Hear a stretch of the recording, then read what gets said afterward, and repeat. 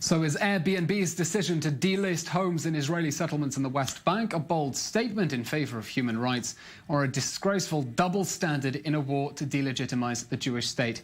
Here to debate that are Professor Eugene Kontorovich from the Kohelet Policy Forum and Eric Goldstein from the Human Rights Watch, which has just published its report on that issue, bed and breakfast on stolen land. Mr. Goldstein, I have to ask you first, the Israeli government says you're racist.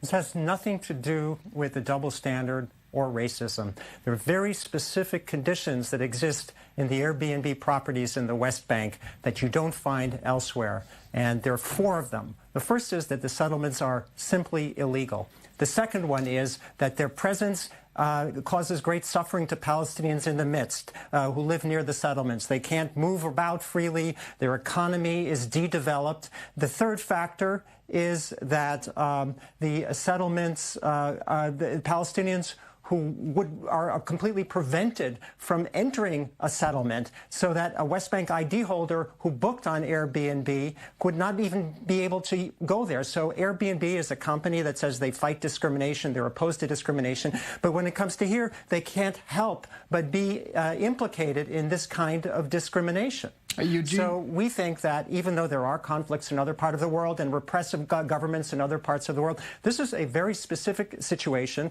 and Airbnb looked at its responsibilities as a business and decided that it couldn't extricate itself from the human rights abuses that emanate from the settlement enterprise.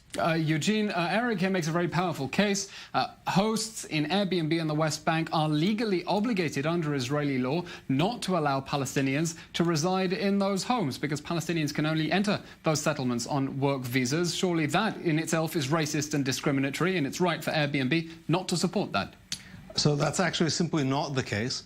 There is no ethnic discrimination anywhere in Israel. Anyone who is lawfully permitted to enter... We're talking about the West Bank, Eugene, not Israel. Anyone who is lawfully permitted to enter is allowed to indeed stay there. Now, in the Palestinian territories, they have laws making it but the not death the Palestinian penalty. territories. In the settlements, if a Palestinian wants to rent out a home for a weekend away in Gush Etzion, can he? If a Palestinian is permitted to enter, which many Palestinians do indeed... Is he? Yes, they can get permits and they can get entry visas just like entering any other country or sovereign area. We just saw, for example, even Palestinians, not even outside of the West Bank, get permits to spend the night and to stay in Israel proper.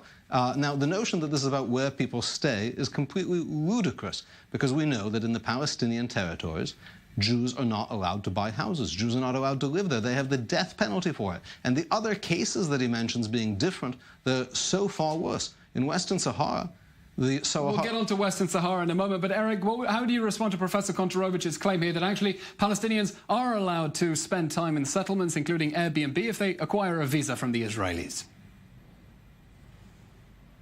It's a very complicated process. If I've gone to settlements, I've gone to Airbnbs and settlements, I just walk right in as an American or an Israeli tourist who wants to can go stay in an Airbnb. But there are Palestinians who are recorded as being the owners of the specific property that an Airbnb rental has been built on. And I guarantee you that if they show up at the security gate at most settlements, they're going to be turned back. Yes, Palestinian workers can work in settlements if they get special permits, if they have no security record with the Israelis. But it's not the case that a Palestinian from the West Bank can waltz into a settlement like an Israeli Jewish citizen can do. Eugene, perhaps this really is the nub of the issue, that actually many of these settlements are built on private Palestinian land, and instead of Israel saying, look, there is a distinction, there are homes that were built illegally on private Palestinian land and homes that were built legitimately, Israel is retroactively legalizing those homes on private land. So when Human Rights Watch comes along and says these are homes on stolen land, they have a point. I'll prove to you it's not the case, and I'll prove to you Human Rights Watch doesn't care about stolen land. Israeli courts hear land disputes. They hear land disputes when Jews claim an Arab took their house, and they hear land disputes when Arabs claim Jews took their house. In all these cases, they're adjudicated. Israeli courts kick out Jews when they're found to be on Arab land, and vice versa. Except when the Israeli Parliament passes legislation specifically to retroactively legalize Israeli homes that were built on private Palestinian land, because they know that those owners are going to lose through the courts. That's why it requires special legislation, Eugene. No, the special legislation is eminent domain legislation. expropriation which has nothing to do with houses. Now, in northern... It's not expropriating it for public use, it's expropriating it for private use by Israeli settlers. Eminent domain in the United States also includes expropriation for public use. That's a normal for private use. Not on ethnic national grounds. That's where people have built their houses and need to be. None of this... Let me give you an example.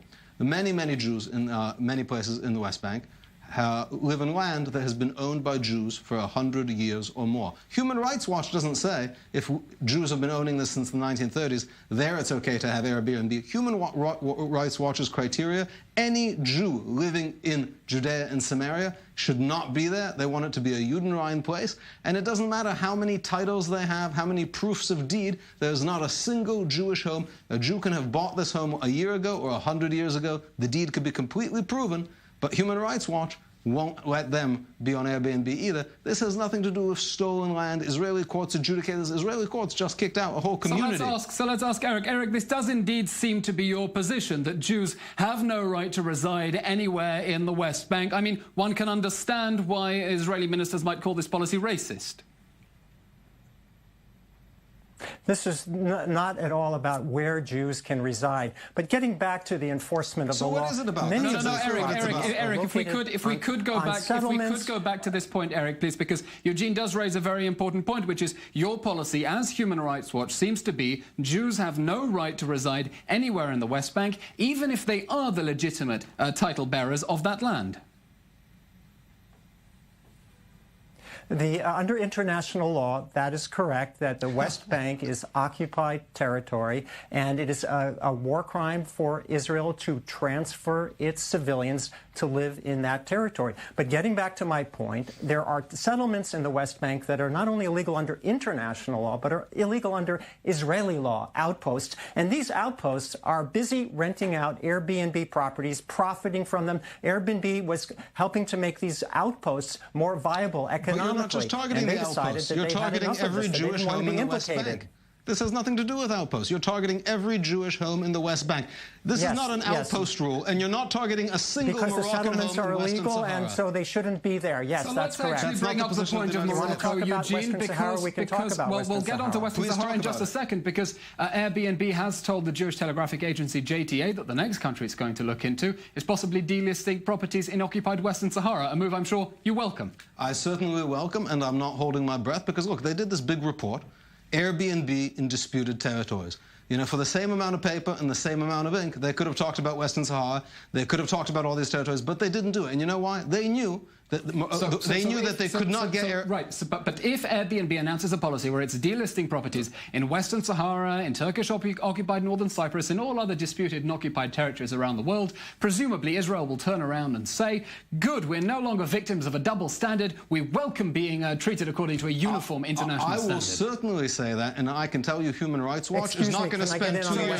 Eric, just one moment, and I will get to you. I'd like Eugene to finish his point. Yes. I will certainly say that, but I can tell you Human Rights Watch is not going to spend 2 years lobbying Airbnb to drop Western Sahara, well, because they know... Let's ask Human Rights Watch instead of putting words in their mouth. Please, Eric. We did spend 2 years actually researching human rights violations in occupied Western Sahara, and we were very hard-hitting about it. But their situations are different in respect to Airbnb. Moroccans, settlers, live in Western Sahara. They do not live in gated communities surrounded by high fences and security cameras. I'm sorry, is the problem that settlers are in occupied land, or the problem that they have fences around the communities? Can simply book the land, can book the place and go there. That's one of the differences. That they're not gated communities. But why Eric, why does it matter that they're gated communities? The question is whether they're in violation of the Geneva Conventions. In the West Bank. Excuse me, I'm talking. So I take it Northern Cyprus are all over because all the Greeks... As I said, there are very specific criteria with respect to the West Bank settlements that make it a bit different from other occupations. This is not to minimize the horrible things that China does in Tibet or what Morocco does in Western Sahara. But when you looked at this one situation, there was no way for Airbnb to continue to make money from these rentals without themselves being linked to the human rights abuses that are... I'm sorry, Eric, very briefly, I want to understand why the fact that these communities are gated makes a legal difference. Just very briefly, please, because we're going up to a break. Okay, because when they're gated, the people who can enter are divided ethnically. Palestinian Not ID true. owners cannot walk into a settlement. Any Israeli citizen can do an so. Israeli Arab can go in. Right, okay, well, I have a feeling that we're not going to agree on this That's subject, and both of you will be back here at Absolutely I-24 News to correct. carry on debating.